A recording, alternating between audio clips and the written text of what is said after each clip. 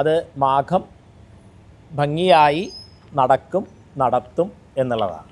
യഥാർത്ഥത്തിൽ അവിടെ ആ മണപ്പുറം ഹിന്ദു വിശ്വാസത്തെ സംബന്ധിച്ചിടത്തോളം രാജരാജേശ്വരിയുടെ അധിഷ്ഠാനം കൂടിയാണ്. ഈ ത്രിമൂർത്തി സംഗമം എന്നുള്ള രീതിയിലുള്ള ആ ത്രികോണമധ്യേ രാജരാജേശ്വരി സ്ഥിതി ചെയ്യുന്ന ദിവ്യമായിട്ടുള്ളൊരു സ്ഥലം കൂടിയാണ് ആ മണപ്പുറം.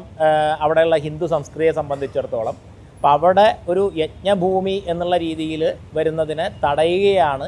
അത് വലിയൊരു തിരക്ക് വരുമ്പോൾ സ്വാഭാവികമായിട്ടും അതിനെ മാനേജ് ചെയ്യാനും ആ ഒരു സ്ഥലത്തെ കൂടി ഉപയോഗപ്പെടുത്തേണ്ടത് അനിവാര്യമായിട്ടുള്ള ഘട്ടത്തിൽ അത് പോലീസും ഒക്കെ തന്നെ നമ്മളോട് സംസാരിച്ചുകൊണ്ടിരുന്നിരുന്നത് അത്തരത്തിലുള്ള രീതിയിൽ സംവിധാനം ചെയ്യണം. അപ്പോൾ നദിയുടെ ഇരുഭാഗങ്ങളിൽ നിന്നും അങ്ങോട്ടുള്ള പ്രവേശനവും മറ്റുള്ള കാര്യങ്ങളുമൊക്കെ സുഖകരമാകും എന്നുള്ള രീതിയിലാണ്.